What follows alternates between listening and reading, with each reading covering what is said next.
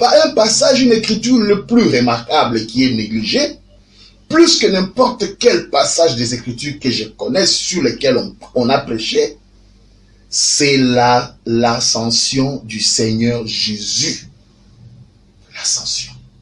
Ce qu'il a fait après sa résurrection. Je peux m'arrêter là. William Branham dira, après sa résurrection, ce n'est pas fini. Est-ce que c'est là que le diable a pris ce corps-là qui était glorifié et il s'incarne dedans? On doit se poser la question, qu'est-ce qui est arrivé? Parce que déjà là, depuis sa naissance jusqu'à la résurrection, on n'a pas vu là où le diable l'a pris. Maintenant, nous sommes là. Nous sommes maintenant à sa résurrection. Il est toujours, il a son corps.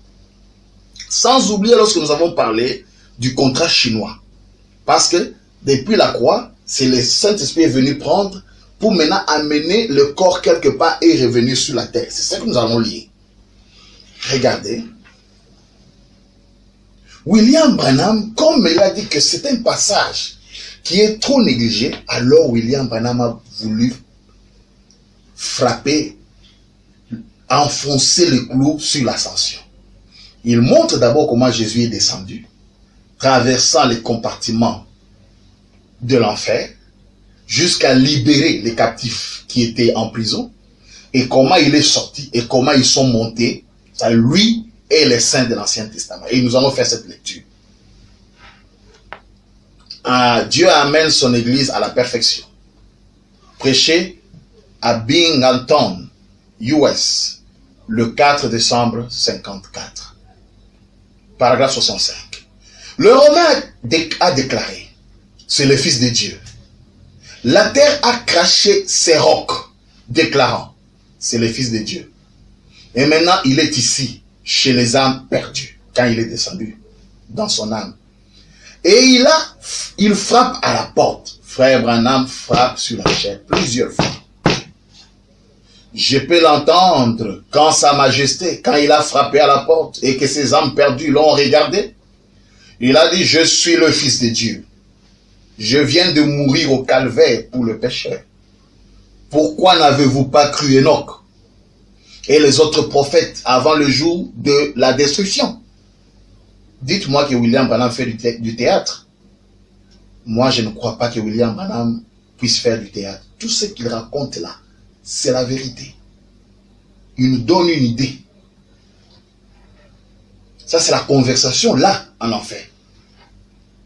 Pourquoi n'avez-vous pas cru Enoch et les autres prophètes avant le jour de la destruction? Ils devaient témoigner aux perdus qu'il était le Fils de Dieu. Et ils imploraient miséricorde. Ils devaient fermer la porte.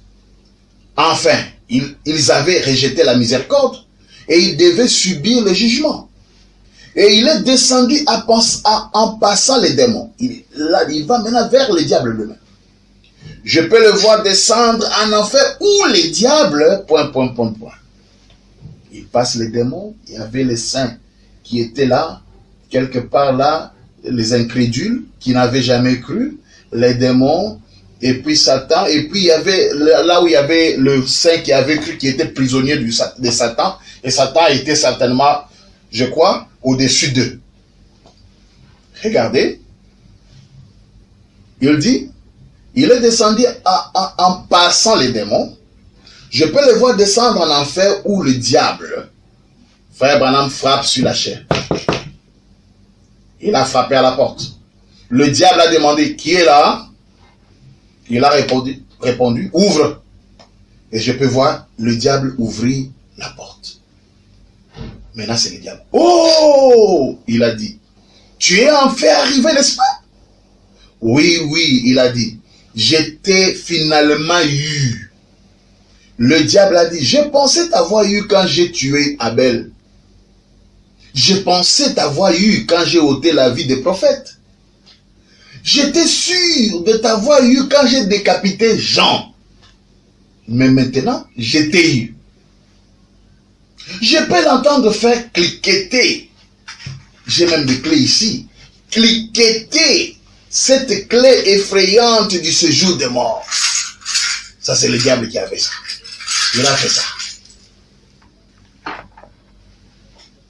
et de la mort sur son côté, les clés avec lesquelles il avait gardé les gens enfermés pendant toutes ces années-là. Et il les avait fait cliqueter. Jésus a dit, je suis le Fils de Dieu. Je suis le Fils du Dieu vivant. Ça, c'est Jésus qui parle au diable maintenant. Né de la Vierge, tu ne peux plus tromper les gens. Mon sang est encore frais sur la croix. J'ai payé toute la rançon pour tous ces péchés. Et maintenant, ils sont libres. Donne-moi cette clé de la mort et du séjour des morts. Souvenez-vous que quand il est ressuscité, c'est lui Jésus qui portait cette clé. Jésus est resté en enfer, comme j'entends un frère le dire. Jésus, c'est le diable. Il y a combien de diables qui se battent, qui s'arrachent la clé? C'est une question importante. Souvenez-vous que quand il est ressuscité, c'est lui Jésus qui portait cette clé. Oui, oui. Donne-moi cette clé. Tu ne peux plus les effrayer. Mon peuple ne sera plus effrayé. Ceux qui croient en moi. Et je peux le voir gifler le diable, lui arracher les clés et les attacher à son côté. On dit non, c'est la remise et reprise pour qu'il soit le chef de l'enfer. Mais il vient libérer. Ça, c'est Branham. Suivez ce que Branham dit, ne prenez pas ce que les hommes disent. Même si c'est ce que je dis ici, si c'est faux, pourquoi vous allez prendre ça? Et commencer, lui arracher les clés et les attacher à son côté. Et commencer à partir pour la gloire, à partir vers les cieux. Mais écoutez, je peux le voir, il dit, attendez une minute. Il y a un autre groupe. Il y a eu ici Job, Abraham, Isaac, Sarah. Eh bien, le ciel serait à peine le ciel sans Sarah et Abraham. Le voilà dans le paradis. Il ne pouvait pas aller en présence de Dieu. Il vivait sous les holocaustes. C'est tout ce qu'ils savaient faire, ils étaient justifiés, mais cela ne pouvait pas les séparer du péché, et cela ne pouvait pas ôter le péché. On dit, qu'est-ce qu'a fait le sang de Jésus? Le sang de Jésus a fait quoi? Ainsi, Abraham et les autres là dans le paradis chantaient. Peut-être un bon cantique ce matin-là. Vers 2 heures du matin. L'heure de la terre. C'est terrible. Il fait même la correspondance d'heure entre là en enfer et la terre. Je peux le voir se diriger vers le porte du paradis. Frère Branham frappe 5 fois sur la chair. Je peux entendre Abraham dire, je me demande qui c'est.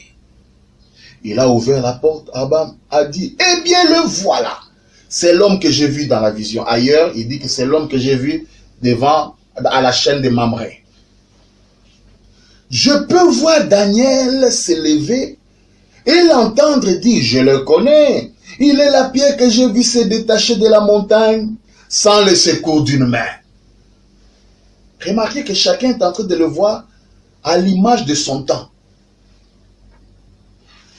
Je peux entendre Ézéchiel dire, oui, c'est lui que j'ai vu venir dans le nuée avec la poussière sous ses pieds. Alléluia. Oh, il se tient là. Il a dit, mes enfants, vous êtes morts sous une foi correcte. Job a dit, c'est lui que j'appelle mon Rédempteur. Vous vous dites que ce n'était pas Jésus. Dans les derniers jours, je sais que mon Rédempteur se tiendra à ses pieds sur cette terre. Job là en enfer, il a reconnu Jésus comme étant son Rédempteur. À moins qu'on change le message. C'est lui que j'appelle mon Rédempteur. Jésus dit, vous n'avez pas de place. Vous n'avez pas de place. William Branham dit, vous n'avez pas de place pour moi où prêcher maintenant. C'est celui que j'appelle mon Rédempteur. Car je sais que la délivrance est proche maintenant. C'est lui. Il devait témoigner à toutes choses. Il a témoigné à la terre, au séjour des morts, aux âmes perdues et ici au paradis. Il a dit, vous avez été fidèles. Maintenant, venez, nous partons ce matin. C'est presque l'aube. Mon corps est scellé là-haut. J'ai un autre corps. Mon corps, c'est là où? Dans la tombe. Mon corps est dans la tombe, autrement dit. Il dit, ici j'ai un autre corps. C'est ça le corps céleste. Quand un saint meurt, je ne sais pas vous dire quel genre de corps il reçoit, mais ce n'est pas un corps glorifié. Ce n'est pas un esprit, c'est un genre de corps qui dure jusqu'à la résurrection. Et quand il dit, je n'ai pas encore été glorifié, mais je m'en vais au Père, et nous allons sortir dans quelques minutes. Écoutez, je peux entendre Sarah dire, viens Abraham. Et tous se sont rassemblés. Les saints lui ont apporté leur soutien. Ensuite, vous savez, c'est l'aube. Je peux entendre Abraham dire, maître, veux-tu attendre un peu? Pouvons-nous faire une tournée éclair avant de monter dans la gloire?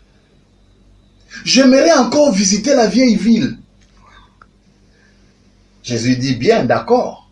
Il a dit, d'accord, je vais rester avec mes disciples pendant 40 jours. Et 40 nuits. Venez. Et ils sont partis. Le toit du matin brillait. L'ange de Dieu est venu et a roulé la pierre. Et la Bible dit que les saints qui dormaient dans la poussière de la terre étaient ressuscités. Matthieu 27. Ils étaient ressuscités des sépulcres et sont apparus à un grand nombre de personnes. Je peux voir Caïphe et l'entendre dire, savez-vous quoi? On me dit que ces saints exaltés et ressuscités des morts ce matin. Je me demande ce qui va donc arriver à ces gens. Tous ces gens d'histoire. Je peux voir Abraham et Isaac marcher. Abraham et Sarah s'entourant de leurs bras. Ils ont quitté la terre des années. Mais ils marchaient encore sur cette terre. Vous parlez de la résurrection? Le même Abraham en train de marcher sur cette terre. S'entourant de leurs bras et descendant la rue. Et Sarah, Abraham a dit, Sarah, n'est-ce pas que la vieille ville est naturelle là-bas? Et te souviens-tu quand nous habitions là-haut? Oui, je m'en souviens. Caïphe a dit, ce couple-là, pendant qu'Abraham et Sarah se promenaient, Caïphe était quelque part, il les a vus. Il dit, ce couple-là, c'est qui? On dirait que je les ai vus quelque part. Abraham a dit à Sarah, Sarah, on nous reconnaît. Ils avaient un corps comme celui de Jésus.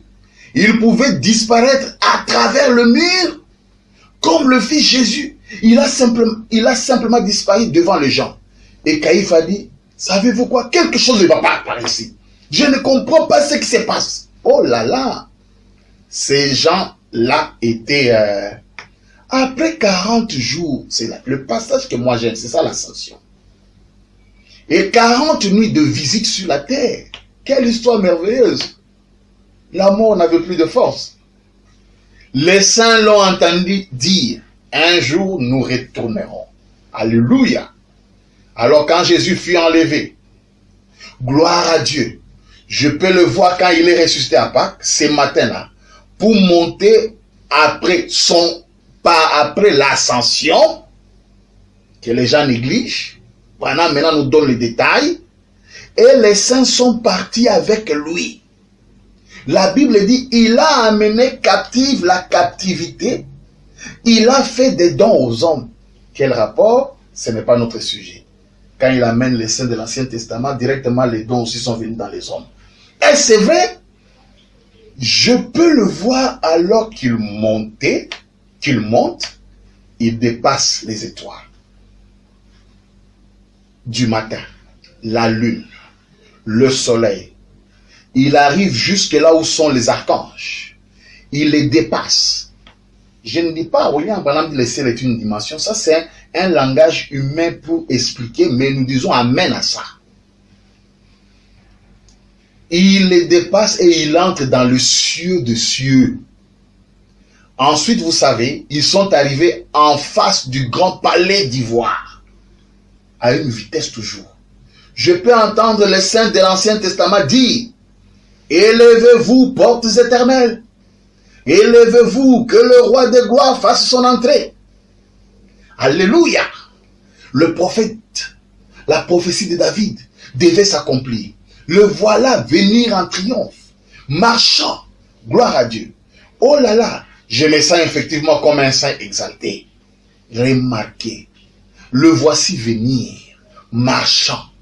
La parole de Dieu est éternellement vraie. Il revient. Il marchait là en triomphe. Ça, c'est maintenant une autre dimension. On a quitté la dimension de l'enfer. Et j'ai entendu les saints de l'Ancien Testament lui apporter leur soutien. Les Abraham. Qu'est-ce qu'ils disaient? Disant, celui-ci, c'est le Rédempteur. Non, il n'a jamais été Rédempteur. Mais vous parlez de quoi? De quel message? Abraham a un autre Rédempteur et nous avons un autre.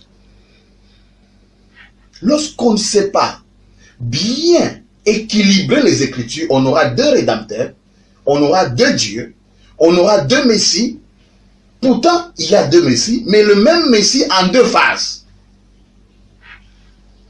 Écoutez, ça c'est les saints de l'Ancien Testament, ils ont leur Rédempteur, on nous les présente ici. Celui-ci, c'est les Rédempteurs. Ils ont dit, élevez-vous, portes éternelles, élevez-vous et laissez le roi de gloire faire son entrée. Je peux entendre les anges dans le lieu glorieux de Dieu dire, qui est ce roi de gloire? C'est ce que dit la Bible. Et les saints de l'Ancien Testament ont dit, l'Éternel des armées, puissant dans le combat, le voici venir, le roi avec sa délégation, le conquérant. Oh, il est le puissant vainqueur depuis qu'il a déchiré le voile en deux. Les anges ont poussé le porte des perles se sont ouvertes quand il a poussé le bouton. Jésus le vainqueur est venu dans la ville de Jérusalem avec tous les saints de l'Ancien Testament qui avaient vécu là-bas et qui avaient cru qu'un jour Jésus viendrait. Alléluia. Je peux le voir marcher pendant que le chœur angélique bat les instruments et joue la musique. Et que les anges chantent Hosanna. Voici venir le saint de l'Ancien Testament. Et Jésus marchant dans les rues jusque devant le Père. Excusez-moi. Jusque devant le Père. Jésus a dit, Père, ceux-ci sont ceux qui sont morts dans la bonne foi. Tu as fait un bon travail, mon fils. Ça, c'est le Père. Le Père, c'est la colonne de feu. Voilà ce corps physique là où il va. Il va au Père. Il est physique. Mais il va au Père. Et le Père, c'est la colonne de feu. Tu as fait du bon travail, mon fils. Monte ici sur mon trône. Et assieds-toi à ma droite. Jusqu'à ce que je fasse de chaque ennemi ton marchepied. Car l'un de ces jours, j'irai, lui le Père, à Binghamton, dans l'État de New York. Alléluia. Il ne s'arrête pas là, écoutez. Il dit, car l'un de ces jours, j'irai à Binghamton, dans l'État de New York. Alléluia. Je vais encore t'envoyer. Oh, lui-même, il dit, moi le Père, j'irai. Mais il dit, je vais encore t'envoyer pour prendre tous ceux qui meurent dans la foi. Ce n'est pas le sujet. C'est ça l'ascension. Que les gens négligent. Ce n'est pas le fable. Ce ne sont pas de fables. Branham n'est pas un raconteur de fables. Branham n'est pas quelqu'un qui fait le théâtre. Cet homme, ce corps physique glorifié est allé vers le ciel et le ciel, le Père c'est la colonne de feu. Il est allé là. Non pas pour qu'il remplace le Père, mais pour s'asseoir à la place du Père. Partager le trône avec le Père. Parce qu'il a dit, c'est lui qui vient et vaincra, s'assoira avec moi. Comme moi j'ai vécu, je me suis assis avec. Un trône, le partage du trône. Je me suis assis avec le Père. Maintenant, ce sont les deux faces toujours, esprit et corps. Maintenant, Branham n'est pas le seul à parler de ça. Si nous prenons Paul, Paul en son temps, dans la Bible, il a parlé de cette ascension. Lisons Paul. Hébreux 4, 14. Ainsi, puisque nous avons un grand souverain sacrificateur qui a traversé le ciel, Jésus, le Fils de Dieu, demeurons fermes dans la foi que nous professons, qui a traversé le ciel. Branham a dit, il a traversé la lune, le soleil. C'est pas étonnant que Branham ait dit, j'ai prêché comme Paul. Écoutez, prenons encore Paul. Hébreux 9, 11 à 12. Mais Christ est venu comme souverain sacrificateur de biens à venir. Il a traversé le tabernacle plus grand et plus parfait, qui n'est pas construit de main d'homme, c'est-à-dire qui n'est pas de cette création. Il est entré une fois pour toutes dans le lieu très saint. Alors là, on nous montre le ciel comme le parvis, le lieu saint et le lieu très saint. Il a pris les saints, je ne sais pas, en dehors du tabernacle. Il est venu au parvis et il a traversé le lieu saint jusqu'à monter jusqu'au lieu très saint, le trône du Père. Écoutez, il est entré une fois pour toutes dans le lieu très saint, non avec le sang de bouc et de veau, mais avec son propre sang, ayant obtenu une rédemption éternelle. Vous pouvez dire non si vous ne voulez pas. Moi, je lis la Bible. Ayant obtenu une rédemption éternelle. C'est là où je deviens jésuite. Maintenant, écoutez. Hébreux 10, 19 à 20. Ainsi donc, frères, puisque nous avons, au moyen du sang de Jésus, une libre entrée dans le sanctuaire, par la route nouvelle et vivante qu'il a inaugurée. Voilà, c'est là où je voulais en venir. C'est pour la première fois depuis la création du monde, depuis la chute d'Adam, que cette route a été inaugurée. C'est l'ascension de Jésus. C'est pourquoi il a dit une écriture remarquable. Réalisons ça. Ainsi donc, frères, puisque nous avons au travers du sang de Jésus une libre entrée dans les sanctuaires par la route nouvelle et vivante qu'il a inaugurée pour nous au travers du voile, c'est-à-dire de sa chair. C'est ça l'ascension. Ce qui est arrivé au corps de Jésus après la résurrection, notre 9e question, c'est qu'il y a eu l'ascension. Ce corps physique, nous sommes en train de le suivre. Le voilà, il est allé faire quoi au ciel? La Bible dit s'asseoir à la place de l'esprit.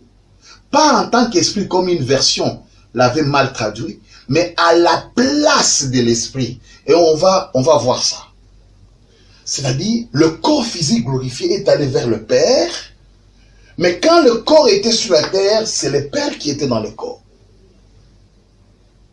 Et il y a eu un voyage intérieur. Maintenant, lorsque nous lisons dans le 3 sautes de croyants, parce que les gens disent comment un physique, j'ai été beaucoup attaqué, un physique qui monte au ciel. Mais c'est le message, vous allez vous moquer de Branham. Disons, vous dites, répétez ce que les bandes disent. Vous voulez maintenant quoi? Regardez, 3 sortes de croyants. Les gens ne pouvaient pas croire qu'un physique peut aller au ciel. Mais lorsque Branham dit que sa chaise est au ciel, son chien, là les gens se taisent. Regardez, 3 sortes de croyants. Paragraphe 70. Peu importe combien d'hommes de science, ou combien d'astronautes ils ont engagé tout le reste. Peu importe à combien de millions de miles ils peuvent voir. Cela n'a aucune importance pour moi. Il y a un ciel. Et il y a littéralement un Jésus là. qui viendra dans un corps physique, prendre son église et épouse. Écoutez William Branham, cela a beau être de la vieille histoire, c'est malgré tout la vérité. Dieu l'a dit, voilà, écoutez, voilà ce que croit le croyant. Si tu es croyant, tu ne peux pas discuter. Ah, pasteur, vous croyez qu'il y a un corps physique qui est allé au ciel. Mais c'est Branham qui l'a dit, vous voulez quoi? Le message ne vient pas de moi. Le message ne vient pas de vous. Quand Branham dit une chose, il n'y a plus de discussion. Et Branham savait qu'il y aurait des moqueurs. Il dit, cela peut être beau être de la vieille histoire. C'est malgré tout la vérité. Regardez, Branham est allé loin. Au temps de Branham, il y a eu la compétition de l'espace. Le Russe se disait être le premier à envoyer un homme sur la Lune. Les Américains voulaient être les premiers. Il y avait une compétition. Écoutez ce que Branham dit. Pendant que les gens cherchaient à envoyer des hommes physiques au ciel, Branham disait ceci. Nous sommes dans abandonnant tout. Prêché le 23 janvier 62. Paragraphe 68. Comme je l'ai dit l'autre soir, ils sont. La Russie se vante énormément. C'est sa condition. Ils disent, nous sommes les premiers à lancer un homme dans l'espace. Branham dit, je ne suis pas d'accord avec cela. Nous en avons un. Nous en avons eu un dans l'espace depuis 2000 ans. Il faisait le théâtre. Nous en avons un dans l'espace depuis 2000 ans. William Branham dit, amen. C'est vrai. Oui, oui, un intercesseur. Oui, oui, qui entre dans le ciel et qui retourne dans une fraction de seconde. Assurément, nous avons un homme dans l'espace. Ah, Branham a inventé. Un homme dans l'espace, Pasteur Bob. Un homme. Lisons encore. C'est revêtu de toutes les armes de Dieu. Paragraphe 21. Prêché le 7 juin 62. Et chaque nation équipe son armée d'un meilleur et de tout récent équipement qu'il puisse trouver. La raison pour laquelle notre ancien équipement tombe en désuète, c'est que nous trouvons, c'est comme l'Allemagne concernant les radars et différentes inventions que nous prenons dans l'autre nation et quelque chose que nous inventons nous-mêmes. Aujourd'hui, ils ont un homme qui tourne dans l'espace. Ils crient tous à ce sujet. Vous savez, nous avons un homme dans l'espace. Eh bien, ça, ce n'est rien. Nous, les chrétiens, nous en avons eu dans l'espace depuis 2000 ans. C'est vrai. Eux sont crient à ce sujet. Il n'y a rien de neuf. Il n'y a rien de nouveau. C'est vieux pour nous. Nous savions cela depuis toujours. Voyez-vous donc, voyez, c'est à ce point-là que nous sommes en avance. Ils ne s'en rendent simplement pas compte. La Russie s'est vantée pour avoir un physique. Branham dit, mais vous faites beaucoup de bruit pour avoir envoyé un physique. Mais nous avons déjà un physique au ciel depuis 2000 ans. Il faisait du théâtre. Il faut croire le message. Et le secret du message, c'est croire ce que Branham dit, sans discuter. Même si on a des difficultés, croyez d'abord ça comme ça. Et le Seigneur va ouvrir les canaux de compréhension. Parce que lorsque vous commencez à rejeter, le Seigneur ferme. Vous n'arriverez nulle part. Il faut aller avec ça. Même si c'est contre ta foi, va d'abord avec ça comme ça. Voilà. On peut ajouter d'autres écritures qui parlent de ça. Quelque chose encore de plus choquant. William Branham était encore très percutant. Nous sommes dans Coma Communier. 9 octobre 55, paragraphe 50. Je prends l'endroit. Il dit, j'ai dépassé mon temps. C'est pour ça que nous sommes ici. Dieu nous a envoyé son Fils, ne le croyez-vous pas? Il a donné son Fils afin que nous puissions vivre. Le Fils devait verser son sang. Il a ressuscité son corps. Son corps et ses os sont dans la présence de Dieu ce soir. Son corps et ses os. Ça c'est Branham. J'aime beaucoup Branham. Moi je crois avec Branham. Je ne discute pas. C'est le physique qui était maintenant au ciel. Où partit le corps? Alors lorsque nous disons corps physique, les gens pensent que non, ils parlent de la théophanie. Non, je parle du corps qui était ressuscité. Et pour être précis, William Branham utilise le terme chair. Lisons. Il n'en était pas ainsi au commencement. Du 6 mars 60, paragraphe 53. Maintenant, est-il le même hier, aujourd'hui, éternellement? Vous croyez qu'il est le même en essence, le même quant à la puissance? Une unique différence ce soir, c'est qu'il se sert de votre chair et de la mienne. En effet, sa chair est dans la gloire, à la droite du trône de Dieu. C'est-à-dire, non, il dit corps, ce n'est pas la chair. Sa chair est à la droite. Là, au moins, on ne peut plus discuter. C'était sa chair, pas autre chose. La chair glorifiée. C'est ça le seul détail que nous devons avoir. Pas la chair mortelle à l'image du péché, mais la chair glorifiée. Et c'est quelle chair? Quel corps? Parce que j'entends aussi, Jésus de Marie? Non! C'est le corps né de Marie. Lisons. Nous voulions voir Jésus prêcher à Santa Maria le 27 juin 62. Nous sommes au paragraphe 33. Mais alors, au lieu d'entrer dans cela, ce que nous pourrions faire plus tard, j'aimerais vous faire remarquer ceci. Si donc Jésus était à Santa Maria ce soir, quel genre de personne vous entendriez-vous avoir? Or, nous savons que son corps physique, qui était né de la Vierge Marie, qui a été ressuscité, qui est mort, qui a été enseveli, qui est ressuscité le 3e jour et qui est monté à la droite de la majesté céleste, est assis là ce soir.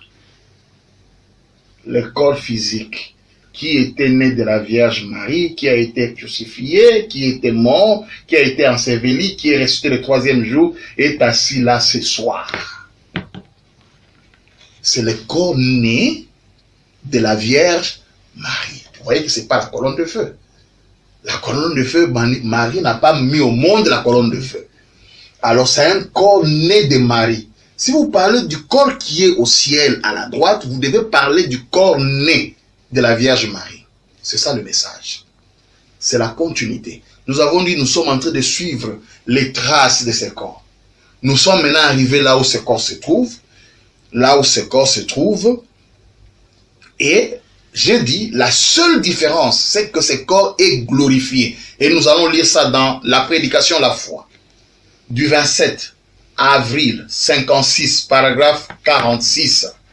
Christ est mort, il était devenu un homme, il a porté nos péchés sur lui, il est allé là, il a été cloué à la croix, son âme a été détachée de lui, et il a été jeté dans les séjours de mort. Dieu l'a ressuscité le 3e jour pour notre justification. Il nous a envoyé le Saint-Esprit, et le corps glorifié de son Fils est assis sur le trône au ciel. Le corps glorifié de son Fils est assis sur le trône. Vous pouvez lire ça plusieurs fois. Dans Nous voulions voir Jésus, du 1er mai 58, paragraphe 32. Dieu l'a ressuscité d'entre les morts, il a placé son corps physique sur son propre trône, il a renvoyé le Saint-Esprit pour vivre dans son Église et faire des disciples dans le monde entier jusqu'à son retour. Ça, voilà. Messieurs, nous voulions voir Jésus encore, du 9 avril 61, paragraphe 24. Maintenant, tout le monde croit et sait que le corps physique du Seigneur Jésus est assis à la droite du Dieu Tout-Puissant au trône de Dieu, faisant intercession sur base de notre confession. Voyez-vous cela? Et le Saint-Esprit est ici. La fois passée, nous avons parlé du second morceau de papier. qui était sur lui. En effet, Dieu était en Christ. Maintenant, ceci, c'est Dieu dans son Église. Nous prenons la question maintenant 10. Nous voulons ouvrir une parenthèse. Ce n'était pas important, mais je veux ouvrir une parenthèse ici. Parenthèse plutôt, ici encore. C'est pour parler de la quid de l'exception du corps physique. Parce que j'entends beaucoup de frères, il est le même à l'exception du corps physique. Tout ce que nous avons dit jusque-là, c'est ce qui justifie l'exception. Quand Dieu a déchiré Jésus, il a pris le corps physique, il a mis ça sur le trône. Il a envoyé sur la terre l'esprit. L'esprit, c'est Jésus-Christ à l'exception de ce corps-là. C'est ça. C'est aussi simple que ça. Ce n'est pas que lorsque Branham dit à l'exception du corps physique, ce corps n'existe plus. Non. À l'exception du corps physique, parce que dans le contrat chinois, Dieu prend le corps. Il retourne à l'église la partie Jésus-Esprit. C'est la partie Jésus-Esprit qui est sur la terre. C'est ça, Jésus-Christ à l'exception du corps physique. Ok. J'espère que ça passe. C'est pas ce que les gens disent. Non, c'est le même, à l'exception. Écoutez, lisons. Lisons seulement. Nous allons prendre des écritures où William Branham parle de cette exception. Il explique pourquoi l'exception. Jésus-Christ est le même, hier, aujourd'hui, éternellement. Du 25 plutôt, février 56, paragraphe 48.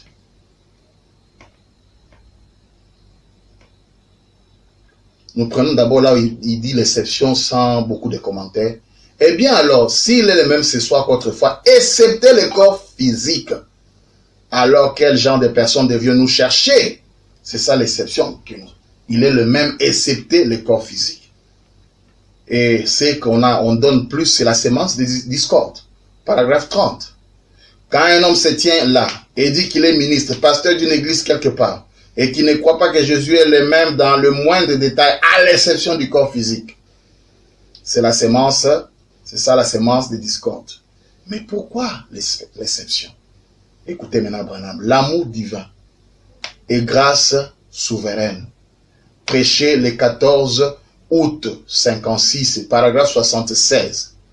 Maintenant, à toute personne ici présente, si Christ vient ce soir et fait la même chose qu'il a faite quand il était ici sur la terre, excepté dans son corps physique, celui-ci est assis sur le trône de Dieu. Combien savent cela? En train de l'attendre. Voilà l'exception. Il dit, nous savons que Jésus est ici.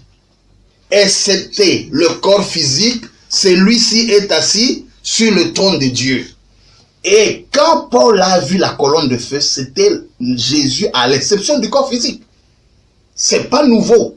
Maintenant, et regardez, j'ai toujours l'habitude de donner 2 ou 3 écritures pour que cela scelle la chose. Je prends encore Jésus-Christ le même, hier, aujourd'hui, éternellement. 5 février 61, paragraphe 31. Eh bien, si Jésus venait dans cette assistance visible ce soir, or il ne peut pas venir dans un corps physique, car cela se trouve sur le trône de Dieu. Mais il peut venir ici par le Saint-Esprit et vous montrer qu'il est le même ici, âgé dans son église. C'est ça. C'est là où je dirais que la seconde venue est liée au corps physique. Vous allez comprendre pourquoi William Branham, qui a reçu la plénitude à sa naissance, il reçoit la partie du contrat, Jésus-Christ Esprit à sa naissance. Il a voilé toute sa vie, mais il dit, je vais voir Jésus. Est-ce qu'on ne peut pas voir ça? Il va dans la 6e, il dit, je vais voir Jésus. Mais il l'avait depuis sa naissance. Il avait la partie du contrat, Jésus-Christ Esprit. Et quand Jésus est venu à lui, Jésus lui a dit, je viens t'expliquer quand il est venu. Il dit, je viens ici, ne fume pas, ne bois pas parce que j'ai un travail avec toi. Et en 33, il lui dit, tel que j'ai envoyé Jean-Baptiste, je t'envoie. Mais il était venu depuis sa naissance. Regardez. Lorsque nous prenons encore, messieurs, nous voudrions voir Jésus, du 9 janvier 60, paragraphe 62, il parle toujours de la même exception, nous voyons que la seule différence qui existe en ce qui les concerne, c'est que son corps physique est à la droite de Dieu le Père. C'est ça l'exception, la seule différence. Il est le même, mais la seule différence, pendant que le Saint-Esprit est descendu, le corps était la moitié pris par le Père. Comme nous avons vu l'ascension. Il a dit, assis-toi ici à ma droite. Et le Père devait descendre. Le Saint-Esprit, c'est ce qui commençait à conduire l'Église. Lorsque nous prenons les types d'Adam et Ève, quand le Saint-Esprit a divisé Adam, Adam est parti, le Saint-Esprit, c'est lui qui restait avec Ève jusqu'à la fin pour amener Ève à Adam. Le Saint-Esprit ne pouvait pas épouser Ève. Ça allait être une usurpation. La colonne de feu ne peut pas épouser l'épouse. La colonne de feu auprès d'Ève n'avait qu'un rôle. Façonner Ève pour l'amener à un rendez-vous. C'est ça les types. Lorsqu'on voit Genèse, on a la réponse. C'est ça les types. Maintenant, on peut lire encore l'expectative. Ou l'expectative est la conduite de l'esprit. Du 11 août 57, paragraphe 9.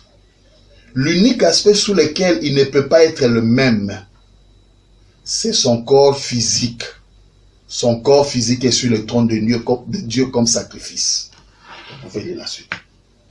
L'unique aspect qui ne peut pas être le même, c'est ça, être le même dans le moindre détail, sauf, je crois que c'est quelques écritures suffisent, parce qu'il y en a tellement, on peut les lire, il y en a tellement, je saute, tout ça.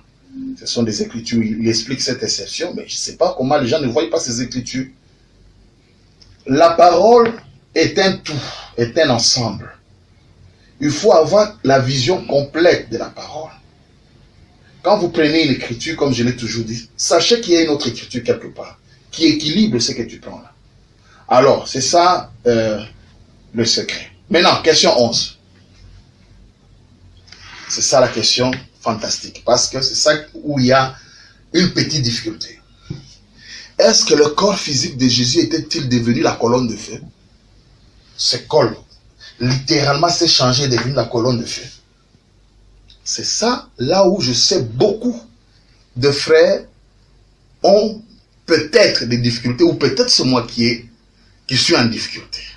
Je viens du Père, je retourne au Père, donc la partie du contrat ne résiste plus, tout est devenu un seul côté, colonne de feu. Maintenant, je vais lire ces écritures, et ces écritures sont sans équivoque, claires. Ces citations montrent que Jésus est redevenu lumière. Dans l'aveugle Bartimée, du 27 janvier 57, paragraphe 75, il dit, combien savent que l'ange qui suivait les enfants d'Israël était une colonne de lumière, ou plutôt de feu? Combien savent que c'était Christ? Combien savent qu'il dit, je viens de Dieu, je retourne à Dieu? L'a-t-il dit? Et lorsque Paul l'a rencontré après la résurrection, qu'était-il? De nouveau la colonne de feu. De nouveau la colonne de feu. La lumière. Je viens du Père, je retourne au Père.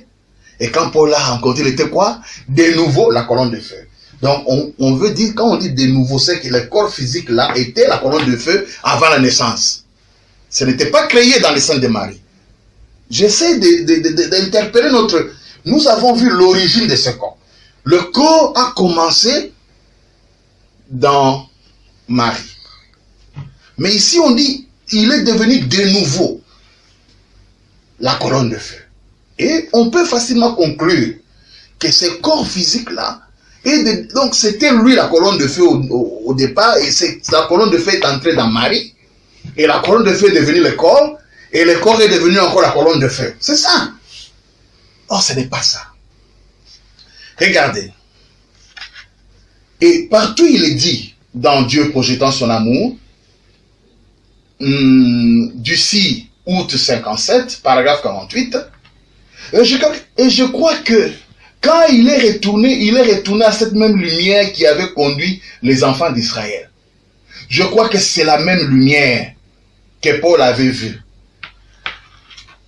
Quand je lis ces écritures, c'est oui et non. Oui, il est retourné, mais pas de la manière que les gens le pensent. Quand nous avons parlé de l'ascension ici, nous avons vu que c'est un corps physique qui retournait à une lumière, au Père. Mais le corps physique est là. Parce que le Père devait retourner sur la terre comme l'autre moitié du contrat. Maintenant, regarde. Il y en a plusieurs écritures comme ça. Plusieurs écritures. On va s'épargner. Maintenant, prenez maintenant une écriture qui essaie d'expliciter ça. Pour montrer comment, lorsqu'il dit qu'il retourne la lumière, je vous ramène d'abord dans ce que j'ai dit dans ma première séance, quand Jésus disait un je s'est rapporté au Père, un je s'est rapporté au corps. Alors s'il est retourné la colonne de feu, c'est le Père qui était la colonne de feu, qui est redevenu ce qu'il était, et retourné. C'est surtout le Père qui est revenu à sa position. Maintenant, le corps devait entrer dans le Père. Parce que le corps devait aller jusqu'au trône du Père et entrer là-dedans. Regardez dans Hébreux chapitre 5 et 6, première partie. Là où William Branham explicite un peu. Paragraphe 32 à 33. Mais Paul, avant d'accepter cette expérience, il savait que l'ange du Seigneur était la colonne de feu, qui était Christ. Il était l'ange de l'alliance, lequel était Christ. Moïse croyait que a plutôt choisi de subir les afflictions avec le peuple de Christ et d'être conduit par Christ que de posséder tous les trésors d'Égypte. Il a suivi Christ, lequel était sous la forme de la colonne de feu. Ensuite, Christ a dit, je suis venu de Dieu. Lorsqu'il était sur la terre, je retourne à Dieu. Après sa mort, son ensevelissement, sa résurrection, virgule, après que son corps glorifié fut assis à la droite de la majesté divine pour intercéder, Paul le vit de nouveau comme la colonne de feu. Après que son corps glorifié, vous voyez les deux choses, après que son corps glorifié fut assis à la droite de la majesté, nous verrons ça qui est en fait la colonne de feu. Ce corps-là n'a pas disparu, assis dans le Père, parce qu'il entre dans le Saint des Saints, il se cache dans la colonne de feu. C'est ce que j'essaie de faire voir ici. Ce corps glorifié qui a des capacités mystérieuses, entre dedans, après que son corps glorifié fut assis à la droite c'est l'autorité, c'est la colonne de feu. Quand ce corps entre assis là, pour intercéder, Paul le vit de nouveau comme la colonne de feu, une lumière. Je vais expliciter ça avec une écriture où William Branham dit, et d'autres versions, c'est la version Barillier qui avait mal traduit, on dit qu'en tant qu'esprit, mais en anglais, c'est dit clairement, à la place de l'esprit, c'est l'âge de l'église de Sardes. Au paragraphe, même Shekinah a bien traduit, du 9 décembre 60, paragraphe 94, ce corps que Dieu a créé, je ne permettais pas que mon sein voie la corruption, et je n'abandonnerai pas non plus son âme dans le séjour de mort, mais il a ressuscité et l'a fait asseoir à la place de l'esprit sur l'autel, à la place. Le corps. Ici, je suis en train de me battre pour faire ressortir la pensée ou l'idée. Ici, ce corps, lorsque le corps était sur la terre, c'est la colonne de feu qui était dans le corps. Mais on nous dit ici, mais là c'est ce corps glorifié qui va vers dans la colonne de feu pour y entrer. Et Jésus disait, En ce jour-là, vous comprendrez que le Père est à moi et que moi je suis dans le Père. Il y a un jeu. Quand le corps physique est là, c'est le Logos qui entre. Parce que vous ne pouvez pas avoir le Père sans avoir le Fils.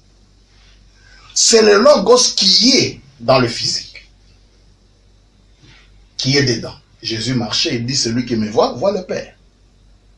Et quand Jésus quitte la terre, ce corps glorifié va à la place de l'Esprit. Et dans l'ascension, nous avons vu, il est allé s'asseoir sur le trône. Or, le trône n'est rien d'autre que la colonne de feu. La droite, c'est l'autorité. Il va dans la colonne de feu. Non pas qu'il est dissous, non pas qu'il est supprimé, non pas qu'il est brûlé, mais il entre. Et je vais prouver cela avec Moïse. Prenons Moïse. D'abord, prenons les Écritures où Jésus disait cela. Dans Jean 10, 38 à 39. Mais si je le fais, quand même vous ne me croyez pas, croyez à ses œuvres, afin que vous sachiez et reconnaissiez que le Père est à moi et que je suis dans le Père. C'est ça. Le Père est à moi. Le moi là, c'est qui? C'est le corps. Le Père, c'est Jésus. Esprit, colonne de feu. Et je suis dans le Père. C'est le corps maintenant dans le Père. C'est ça, la formule. Que vous puissiez savoir que le Père est en moi. C'est ce que tout le monde a vu quand il marchait sur la terre. Le Père étant dans le Fils pour réconcilier le monde avec lui-même. C'est ça, sa dispensation quand il marchait sur la terre. Le Père est en moi. Mais il a dit, et moi dans le Père. Et moi dans le Père, c'est ça, ce glorifié là, cette chair glorifiée est allée s'asseoir au ciel. Et le ciel, c'est la colonne de feu. Voilà le ciel. Ce corps-là est entré dans cette dimension. D'ailleurs, la colonne de feu est mystérieuse. On a vu même l'ange du Seigneur sortir de la colonne de feu avec ses pieds. Donc, il y a des êtres qui peuvent entrer dedans. Et il ne sera pas le seul. Prenons Moïse. Branham nous dit une chose. Moïse, quand la colonne de feu est descendue, la colonne de feu s'était voilée en Moïse. Mais à un certain moment, la symphonie avait changé. La colonne de feu a quitté. C'est Moïse qui est entré dans la colonne de feu. Je vais lire les deux phases du ministère de Moïse. Je montre d'abord la colonne de feu.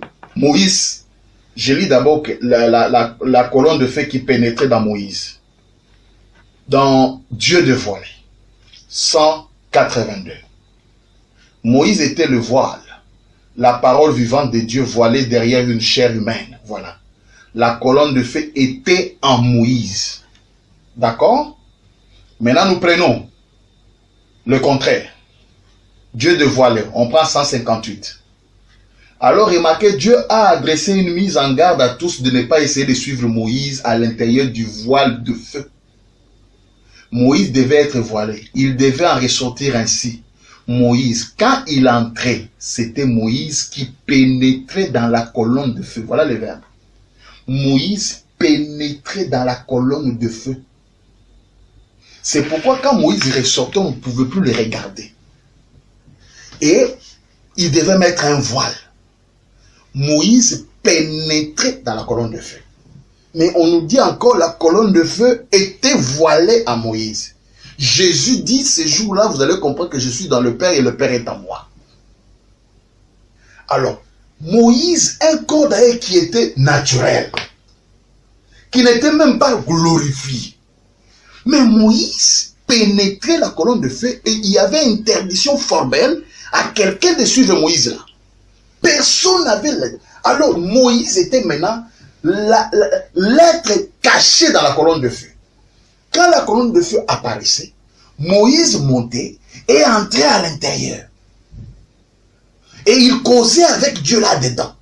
Parce que la colonne de feu est une soucoupe volante, c'est une cité. Et quand Moïse entre là, Moïse après il sortait. Et quand il sort, la colonne de feu entre en lui.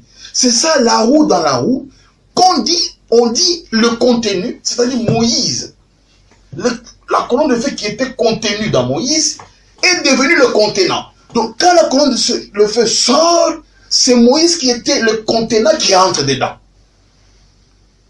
Voilà le mystère. Voilà, je suis en train de chuter avec cette question. Nous avons compris maintenant, quand il dit que je vais au Père, quand il dit qu'il est devenu la colonne de feu, ça a deux compréhensions. C'est que d'abord la colonne de feu est rentrée dans sa position initiale, mais le corps physique là est entré à l'intérieur, donc au ciel, dans la colonne de feu, et il existait toujours. Voilà, nous allons continuer à la 3e séance pour évoluer et terminer. Shalom.